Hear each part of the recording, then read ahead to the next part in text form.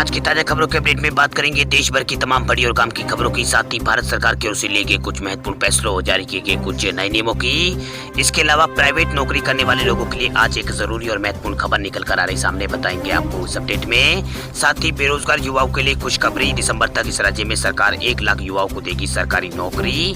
आखिर क्या है पूरी खबर बताएंगे आपको इस अपडेट में। साथ ही यहाँ पर रेल यात्रियों के लिए खुशखबरी, आज से शुरू हो रही है 18 स्पेशल ट्रेनें। रेलवे ने किया है बड़ा ऐलान, आखिर कौन कौन से रूटों से चलेगी ये ट्रेनें बताएंगे आपको इस अपडेट में। साथ ही अब आसानी से दुकानदार नहीं बेच पाएंगे तंबाकू और सिगरेट जैसे उत्पाद, सरकार से लेना होगा लाइसेंस। आखिर क्या है पूरी खबर बताएंगे आपको इस अपडेट में। साथ ही यहाँ पर बैंक खाताधारकों के लिए आज एक जरूरी और महत्वपूर्ण खबर निकल कर आ रही सामने, बताएंगे आपको इस अपडेट में। साथ ही कोरोना कर्फ्यू और लॉकडाउन से जुड़ी कुछ महत्वपूर्ण और बड़ी खबरें निकल कर आ रही सामने, बताएंगे आपको एक एक करके इस अपडेट में। साथ ही आज की तमाम बड़ी और काम की खबरों की बात करेंगे इस अपडेट में। बात करते हैं आज की पहली बड़ी खबर की, तो उत्तर प्रदेश में 1 लाख युवाओं को सरकारी नौकरी देगी योगी सरकार। दिसंबर तक भर्ती प्रक्रिया पूरी करने की है तैयारी। यूपी के युवाओं के लिए अच्छी खबर निकल कर आ रही है। प्रदेश में पढ़ाई पूरी कर सरकारी नौकरी का इंतजार कर रहे युवाओं को योगी सरकार बड़ी सौगात देने जा रही है। सरकार दिसंबर तक 1 लाख सरकारी पदों पर भर्ती प्रक्रिया को पूरी करने की तैयारी में है। कोरोना की दूसरी लहर थमने के साथ ही योगी सरकार ने मिशन रोजगार को रफ्तार दे दी है। वहीं प्रदेश भर में आर्थिक गतिविधियों को तेज करने के साथ साथ राज्य सरकार ने सरकारी विभागों में खाली पड़े पदों को भरने के और यहाँ पर कदम बढ़ा दिए है, यानी कि प्रक्रिया को पूरी करने के और कदम यहाँ पर बढ़ा दिए है। जिन विभागों में भर्ती की प्रक्रिया कोरोना के कारण रुकी हुई थी, वहाँ युद्ध स्तर पर कार्य शुरू कर चयनित युवाओं को नियुक्ति देने का निर्देश यहाँ पर दे दिया गया है। वहीं शिक्षा और पुलिस, स्वास्थ्य, ऊर्जा और आबकारी विभाग में आने वाले दिनों में सबसे ज्यादा नौकरियां उत्तर प्रदेश में मिलने जा रही है। साल के अंत तक अपने कार्यकाल में 5 लाख युवाओं को सरकारी नौकरी देने का योगी सरकार का यहाँ पर प्लान है। वहीं राज्य सरकार के अनुसार अब तक 1 लाख से अधिक महिलाओं को यहाँ पर उत्तर प्रदेश सरकार सरकारी नौकरी दे चुकी है, जबकि नरेगा के जरिए यहाँ पर 1.5 करोड़ श्रमिकों को रोजगार से सरकार ने यहाँ पर जोड़ा है। वही स्टार्टअप इकाइयों में से 5 लाख और औद्योगिक इकाइयों में 3 लाख से अधिक युवाओं को रोजगार सरकार दे चुकी है। अब बात करते हैं अगली खबर की, तो केंद्रीय कर्मचारियों के लिए अतिरिक्त छुट्टियों को लेकर सरकार ने लिया है बड़ा फैसला।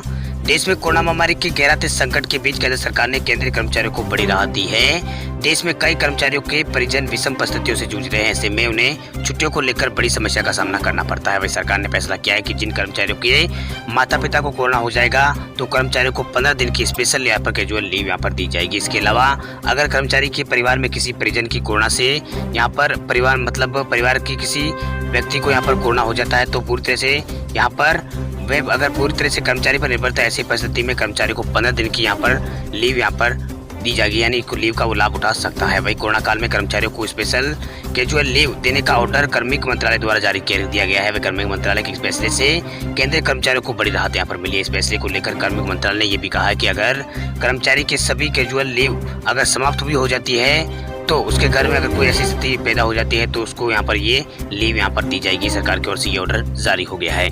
चलिए बात करते हैं अगली खबर की, तो दिल्ली के मुख्यमंत्री केजरीवाल का बड़ा फैसला, आज से दिल्ली में खुल जाएंगे होटल, रेस्टोरेंट और चलेगी बसें। दिल्ली में कोरोना के घटते मामलों के बीच लॉकडाउन में और छूट यहाँ पर आज से दी जाएगी।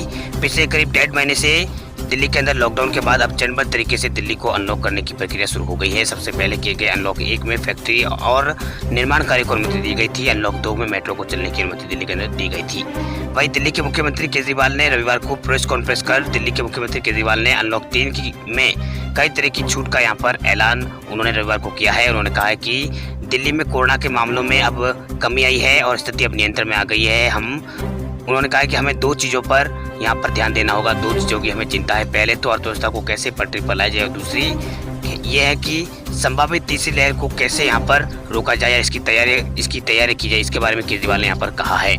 इसके अलावा दिल्ली के मुख्यमंत्री अरविंद केजरीवाल ने रेस्टोरेंट खोलने की इजाज़त देने की बात कही है। उन्होंने कहा लेकिन सीटिंग कैपेसिटी 50% ग्राहकों के साथ रहेगी। वही एक जोन में एक दिन में एक ही वीकली मार्केट खोलने की अनुमति यहाँ पर दिल्ली सरकार की ओर से दी गई है। इसके अलावा यहाँ पर पब्लिक प्लेस पर शादियों की अनुमति नहीं दी गई है। घर पर या फिर कोर्ट में 20 लोगों की उपस्थिति के साथ शादी दिल्ली में कराई जा सकती है। ये दिल्ली सरकार की ओर से आदेश जारी हुआ है। इसके अलावा अंतिम संस्कार में भी 20 से ज़्यादा लोग शामिल नहीं हो सकेंगे। धार्मिक स्थल दिल्ली में खुल सकेंगे लेकिन किसी भी श्रद्धालु को वहाँ जाने की इजाज़त नहीं होगी।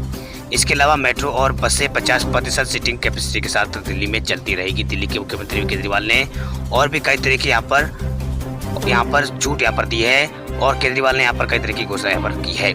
इसके अलावा दिल्ली में स्विमिंग पूल, स्टेडियम और सिनेमा और थिएटर बंद रहेंगे। इसके अलावा जिम और योगा संस्थान भी बंद रहेंगे। सार्वजनिक पार्क और गार्डन भी दिल्ली के अंदर बंद रहेंगे। दिल्ली के मुख्यमंत्री केजरीवाल ने इन घोषणाओं के साथ ये बात यहाँ पर कही है। अब बात करते हैं अगली खबर की। तो उत्तर प्रदेश की योगी सरकार का बड़ा फैसला, यूपी में अब आसानी से नहीं बेच सकेंगे तंबाकू और सिगरेट, विक्रेता को लेना होगा लाइसेंस।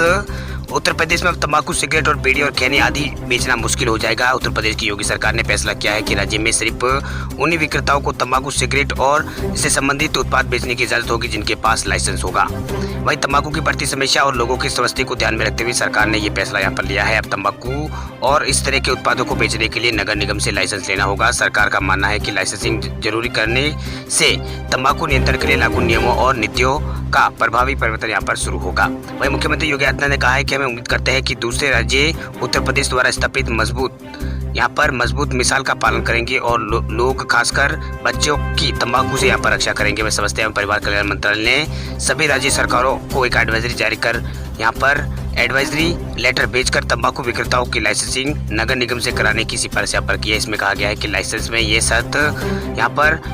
शर्त और प्रावधान शामिल करना उपयुक्त होगा कि तंबाकू उत्पाद बेचने वाली दुकानें गैर तंबाकू उत्पाद जैसे कि टॉफी, कैंडी और चिप्स, बिस्किट और शीतल पेय आदि नहीं बेच पाएगी। वहीं स्वास्थ्य मंत्रालय द्वारा प्रस्तावित कोटपा में संशोधन के तहत यहाँ पर बाकी इन चीज़ों के अलावा सिगरेट की खुदरा बिक्री की अनुमति नहीं है। यह 21 वर्ष से कम उम्र के व्यक्तियों को तंबाकू उत्पादों की बिक्री पर प्रतिबंध लगाता है। वही बिक्री वाली दुकानों पर विज्ञापन और प्रचार के लिए नियंत्रण यहाँ पर लगाता है। चलिए बात करते हैं अगली खबर की। तो रेल यात्रियों के लिए जरूरी खबर, आज से चलने जा रही है 18 स्पेशल ट्रेनें। रेलवे ने किया है ऐलान। कोरोना संकट से जूझ रहे भारत में ट्रेन सेवाएं काफी प्रभावित हुए। कोविड की दूसरी लहर में कई ट्रेनों को रद्द कर दिया गया था। तो वही अब देश में कोरोना की रफ्तार थोड़ी सुस्त पड़ी है, तो रेलवे ने फिर से कुछ ट्रेनों को फिर से चलाने का ऐलान यहाँ पर किया है। इसी बीच यहाँ पर ईस्टर्न रेलवे ने इस बार ट्वीट करके जानकारी दी है कि उसने 18 स्पेशल ट्रेनों को आज से यानी 14 जून से चलाने की घोषणा की है। यानी आज से 18 स्पेशल ट्रेनें चलेगी। आपको बता दें कि यात्रीगण IRCTC की आधिकारिक वेबसाइट irctco.in के माध्यम से टिकट बुक कर सकते हैं। अब बात करते हैं अगली खबर की। तो SBI ने स्टेट बैंक ऑफ इंडिया के ग्राहकों के लिए जरूरी खबर, अगले महीने से बदल जाएगा ATM से पैसे निकालने और चेकबुक का नियम।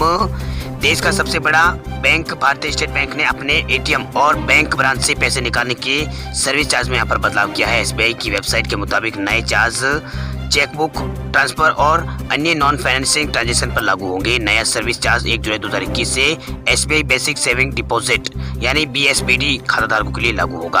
आपको बता दें कि SBI यहाँ पर BSBD खाता, जिसे जीरो बैलेंस का खाता भी यहाँ पर कहा जाता है, वही मुख्य रूप से समाज के गरीब वर्गों के लिए ये खाता है। वही बैंक जीरो बैलेंस के खातों पर रेगुलर सेविंग बैंक अकाउंट की तरह ब्याज यहाँ पर देता है। वही SBI BSBD खाताधारकों को 4 फ्री कैश विड्रॉल ट्रांजैक्शन की सुविधा यहाँ पर देता है, जिसमें ब्रांच के साथ साथ एक बैंक ATM में किए गए लेन देन भी इसमें शामिल है। वही फ्री लिमिट समाप्त होने के बाद बैंक ग्राहक से चार्ज यहाँ पर वसूलता है। वही ब्रांच या फिर ATM से नगद निकासी पर बैंक 15 रुपए प्लस GST वसूलता है। वही SBI की वेबसाइट के मुताबिक BSBD खाताधारकों को हर महीने ATM और बैंक ब्रांच समेत 4 मुफ्त नगद निकासी की सुविधा यहाँ पर मिलती है। बैंक फ्री लिमिट के बाद हर ट्रांजैक्शन के लिए 15 रुपए प्लस GST यहाँ पर चार्ज करेगा। वही SBI BSBD खाताधारकों को एक वित्त वर्ष में 10 चेक मुफ्त देगा।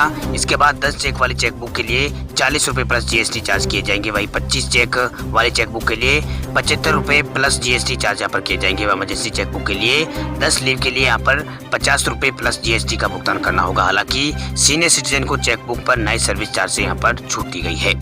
अब बात करते हैं अगली खबर की। तो ड्राइविंग लाइसेंस बनवाने वाले लोगों के लिए जरूरी खबर, जुलाई से बदलेगा ड्राइविंग लाइसेंस बनवाने का नियम। अब घर बैठे ही बनेगा ड्राइविंग लाइसेंस। ड्राइविंग लाइसेंस बनवाने का नियम 1 जुलाई 2021 से बदलने वाला है। इस बदलाव के बाद आपको लर्निंग लाइसेंस बनवाने के लिए RTO ऑफिस के चक्कर नहीं काटने होंगे, बल्कि घर बैठे ही आप ऑनलाइन आपका लर्निंग लाइसेंस आ जाएगा, जिसे आप जब चाहे प्रिंट यहाँ पर कर सकते हैं। वही इस सुविधा को लोगों तक पहुँचाने के लिए सड़क परिवहन और राजमार्ग मंत्रालय ने सारथी सॉफ्टवेयर में कुछ जरूरी यहाँ पर बदलाव किए हैं, जिसके बाद लर्निंग ड्राइविंग लाइसेंस बनवाना और आसान हो जाएगा। वही ऑनलाइन लर्निंग लाइसेंस बनवाने के लिए आपको अपने राज्य की जो परिवहन विभाग की वेबसाइट है उस पर जाना होगा। उसके साथ ही आपको जो वेबसाइट है परिवहन.gov.in, इस वेबसाइट पर जाकर आप ड्राइविंग लाइसेंस के लिए आवेदन कर सकते हैं। इसके अलावा सारथी सर्विस.do पर जाकर भी आप यहाँ पर ड्राइविंग लाइसेंस के लिए ऑनलाइन आवेदन कर सकते हैं। वहीं ऑनलाइन लर्निंग लाइसेंस बनवाने के लिए आपको अपना आधार है वो यहाँ पर आधार लिंक यहाँ पर ड्राइविंग लाइसेंस से कराना होगा, जिससे आपके आवेदन का सत्यापन होगा। इसके बाद आप लर्निंग ड्राइविंग लाइसेंस की फीस जमा कर सकते हैं, जिसके बाद कुछ दिन बाद आपका जो ड्राइविंग लाइसेंस है, लर्निंग लाइसेंस, वो ऑनलाइन आपके पास यहाँ पर आ जाएगा। वही लर्निंग लाइसेंस बनवाने के लिए अब आपको यहाँ पर टेस्ट भी यहाँ पर देना होगा, मतलब ड्राइविंग लाइसेंस जो लर्निंग बनेगा उसके लिए अब आपको ऑनलाइन टेस्ट देना होगा, जिसको आप घर से या फिर किसी साइबर कैफे से यहाँ पर दे सकते हैं। वही परिवहन विभाग के अधिकारी ने बताया कि जो लोग टेस्ट में पास हो गए उन्हें ड्राइविंग लाइसेंस जो लर्निंग है वही जारी किया जाएगा, जिसे डाउनलोड कर प्रिंट किया जा सकता है। चलिए बात करते हैं अगली खबर की। तो मध्य प्रदेश के मुख्यमंत्री शिवराज सिंह चौहान का बड़ा फैसला, कोविड के अलावा भी अनाथ हुए बच्चों के रहने, खाने और पढ़ाई की व्यवस्था करेगी एमपी सरकार। मध्य प्रदेश के मुख्यमंत्री शिवराज सिंह चौहान ने रविवार को क्राइसिस मैनेजमेंट की समीक्षा बैठक की। इस बैठक के दौरान एक तरफ जहां प्रदेश में 15 जून से अनलॉक में ढील देने की बात कही है, वहीं सीएम ने प्रदेश में कोरोना के अलावा अनाथ हुए बच्चों को लेकर भी बड़ी बात कही है। पिछली समीक्षा बैठक के दौरान जहां सीएम ने कोरोना के कारण अनाथ हुए बच्चों की शिक्षा, आश्रय और आहार की जिम्मेदारी लेने की बात कही थी, वहीं अब सीएम ने बड़ा ऐलान करते हुए कहा है कि प्रदेश में कोरोना के अलावा भी अनाथ होने वाले बच्चों की जिम्मेदारी मध्य प्रदेश की शिवराज सिंह सरकार की होगी, यानी सरकार की यहाँ पर होगी, एमपी सरकार की होगी। वही बैठक के दौरान सीएम ने कहा है कि अनाथ बच्चों के संबंध में यहाँ पर अनाथ बच्चों के संबंध में भी बात सामने आई है। ऐसे में सरकार ने फैसला किया है कि कोविड के अलावा भी जो बच्चे अनाथ हुए हैं उन्हें सरकार की ओर से सहायता मिलेगी और सरकार की ओर से शिक्षा, आश्रय और आहार की व्यवस्था यहाँ पर की जाएगी। जल्द ही इस संबंध में एक योजना सरकार की ओर से रखी जाएगी। चलिए बात करते हैं अगली खबर की। तो गोवा सरकार ने 21 जून तक बढ़ाया है कर्फ्यू, सीएम प्रमोद सावंत बोले शादी समारोह का हो सकता है आयोजन। गोवा सरकार ने कोरोना वायरस संक्रमण को फैलने से रोकने के लिए लगाए गए कर्फ्यू को 21 जून तक बढ़ाने की घोषणा की है। गोवा के मुख्यमंत्री प्रमोद सावंत ने शनिवार को कहा है कि कर्फ्यू को 21 जून सुबह 7 बजे तक बढ़ाया गया है। वही सावंत ने ट्विटर पर इसकी जानकारी देते हुए कहा है कि पंचायत एवं नगर पालिका क्षेत्र में स्थित दुकानों को सुबह 7 बजे से दोपहर 3 बजे तक खुलने की अनुमति होगी। वहीं 50 लोगों के साथ शादी समारोह का आयोजन किया जा सकता है। इसकी विस्तृत जानकारी जिला स्तर यहाँ पर जिलाधिकारियों की ओर से यहाँ पर जारी की जाएगी। अब बात करते हैं अगली खबर की। तो इलेक्ट्रिक वाहन खरीदने वाले लोगों के लिए खुशखबरी, सरकार ने की है बड़ी घोषणा। पेट्रोल की बढ़ती कीमतों से परेशान होकर अगर आप भी इलेक्ट्रिक वाहन खरीदने की प्लानिंग यहाँ पर बना रहे हैं तो आपके लिए बहुत बड़ी खुशखबरी है, क्योंकि जल्दी इलेक्ट्रिक टू व्हीलर का प्राइस है वो यहाँ पर कम होने वाले हैं। दरअसल इलेक्ट्रिक टू व्हीलर के लिए सरकार द्वारा शुरू की गई सब्सिडी स्कीम को उतना अच्छा रिस्पॉन्स नहीं मिला है जितनी उम्मीद थी, इसलिए सरकार ने यहाँ पर इलेक्ट्रिक टू व्हीलर की बिक्री को प्रोत्साहन देने के मकसद से सब्सिडी को और यहाँ पर आगे मतलब इसमें और भी इजाफा करने का ऐलान यहाँ पर किया है। वही faster operation on manufacturing of electric vehicle in India phase में किए गए संशोधन के मुताबिक इलेक्ट्रिक टू व्हीलर पर मिलने वाले डिमांड इंसेंटिव को 10,000 रुपये प्रति किलोवाट से बढ़ाकर 15,000 प्रति किलोवाट कर दिया गया है। अब बात कर लेते हैं आज के ताजा मौसम समाचारों की। तो तेजी से आगे बढ़ रहा है मानसून, देश के कई राज्यों में अगले 24 घंटों के दौरान भारी बारिश की है चेतावनी। 2 दिन की देरी से केरल में दस्तक देने के बाद दक्षिणी पश्चिमी मानसून अच्छी गति के साथ आगे बढ़ रहा है। वही मानसून 2021 कई राज्यों में समय से काफी पहले पहुंच गया है। अभी भी इसके आगे बढ़ने का जो सिलसिला है लगातार जारी है। इसकी स्थितियां लगातार अनुकूल बनी हुई है। वही करीब की फसलों की खेती बाड़ी में लगे किसानों के लिए मानसून की बारिश सबसे अच्छी यहाँ पर होती है, यानी सबसे ज्यादा किसान यहाँ पर इंतजार करते हैं। हालांकि सामान्य से कम और ज्यादा बारिश उनके लिए नुकसान का सबब बन जाती है, लेकिन भारतीय मौसम विभाग यानी IMD ने अपने पूर्वानुमान में मानसून के सामान्य रहने की बात इस बार कही है। वही मानसून की स्थिति की जानकारी देते हुए मौसम विभाग ने बताया है कि 13 जून 2021 तक दक्षिणी पश्चिमी मानसून मध्य प्रदेश के कुछ हिस्सों, पूरे छत्तीसगढ़, ओडिशा, पश्चिम बंगाल और झारखंड, बिहार के कुछ हिस्सों से आगे बढ़ गया है। वह मानसून पूर्वी उत्तर प्रदेश के ज्यादातर हिस्सों और पश्चिमी उत्तर प्रदेश के कुछ हिस्सों को कवर इसने कर लिया है। वही मौसम विभाग के मुताबिक दक्षिणी पश्चिमी मानसून के पूरे मध्य प्रदेश, पूरे उत्तर प्रदेश के बाकी हिस्सों और दिल्ली और उत्तरी पश्चिमी उत्तर प्रदेश के कुछ हिस्से और हरियाणा, पंजाब में आगे बढ़ने के लिए अगले 48 घंटों में उनकी जो स्थिति है वो यहाँ पर अनुकूल बन रही है, यानी अनुकूल स्थिति यहाँ पर बनी हुई है। वही मौसम विभाग ने बताया है कि राजस्थान में अभी मानसून नहीं पहुंचा है, लेकिन अगले 3-4 दिन में यहाँ पर आंधी बारिश का दौर राजस्थान में जारी रहने का अनुमान है। वही 15 जून को पश्चिमी राजस्थान के जोधपुर, बीकानेर में आंधी और बारिश की यहाँ पर गतिविधियां में बढ़ोतरी होगी। इस दौरान तेज यहाँ पर हवा चलने की संभावना जताई गई है। वहीं मौसम विभाग जयपुर के निदेशक RS शर्मा के अनुसार जयपुर, अजमेर, बीकानेर, कोटा संभागों के जिलों में भी 15 और 16 जून को तेज आंधी तूफान के साथ बारिश की प्रबल संभावनाएं बन रही है। वहीं उदयपुर, कोटा संभागों में भी 15, 16 और 17 को तेज आंधी तूफान के साथ बारिश की संभावना है। इसके अलावा मौसम विभाग ने पंजाब और हरियाणा के अधिकतर हिस्सों में 14 और 15 यानी आज और कल कुछ इलाकों में कहीं मध्यम तो कहीं तेज बारिश की संभावना यहाँ पर जताई है। वहीं निजी मौसम पूर्वानुमान एजेंसी स्काईमेट वेदर की रिपोर्ट के मुताबिक एक कम दबाव का क्षेत्र ओडिशा के ऊपर बना हुआ है। इसका अधिक ये जो कम दबाव का क्षेत्र है उसके अधिक सशक्त होने की उम्मीद है। वही पश्चिमी उत्तर यहाँ पर पश्चिम दिशा की ओर, झारखंड की ओर, उत्तरी दिशा की ओर बढ़ने की आशंका है। इसके लिए यहाँ पर इस तरफ ये बढ़ सकता है, इससे अच्छी बारिश यहाँ पर हो सकती है। वही स्काईमेट वेदर के अनुसार अगले 24 घंटों के दौरान कोंकण, गोवा और उत्तरी तटीय कर्नाटक और कुछ इस आंध्र प्रदेश के हिस्से उनमें यहाँ पर मध्यम से भारी बारिश हो सकती है। वही पश्चिम बंगाल और झारखंड, बिहार और पूर्वी उत्तर प्रदेश, ओडिशा के कुछ हिस्सों में अगले 24 से 48 घंटों के दौरान भारी बारिश की संभावना जताई गई है। चलिए बाद में जान लेते हैं आज के सोना चांदी के भावों की। तो सोने की कीमतों में उठक जारी है। पिछले कुछ दिनों से सोने चांदी के दामों में लगातार तेजी से गिरावट का दौर यहाँ पर जारी है।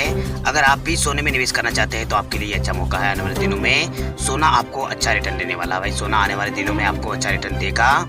ऐसे में सोने के ताजे भाव के बारे में आपको जरूर जान लेना चाहिए। वही सोने की कीमतों की बात करें तो शुक्रवार को इसकी कीमतों में गिरावट आई है। हफ्ते के आखिरी दिन सोना 318 रुपये नीचे गिरा है। वही एमसीएक्स पर सोना 48,880 रुपये प्रति 10 ग्राम बंद हुआ। वही बाजार के जानकारों की माने तो अगले कुछ दिनों तक सोना और भी यहाँ पर गिरेगा। इसकी कीमतें गिरकर 48,500 रुपये प्रति 10 ग्राम तक पहुँच सकती है। इसके बाद इसकी कीमतों में यहाँ पर जो इसकी जो कीमतें हैं उसके अंदर यहाँ पर रफ्तार आने की संभावना है, यानी ये रफ्तार पकड़ने लगेगी। वही बाजार के जानकारों की मानना है कि आने वाले कुछ दिनों में सोने में और भी यहाँ पर गिरावट आएगी। ये गिरावट बुलियन के निवेशकों के लिए अच्छी खबर है। उनका कहना है कि सोना 48,500 का भाव सोना यहाँ पर 48,500 तक आ सकता है। ये गिरावट निवेश के लिए अच्छा मौका दे सकती है। इस साल के अंत तक सोने की कीमत के यहाँ पर जो सोने की कीमत है वो बढ़कर 55,000 के आंकड़े को पार कर सकती है, ऐसा अनुमान यहाँ पर लगाया जा रहा है। वही रविवार को सराफा बाजार बंद यहाँ पर रहता है।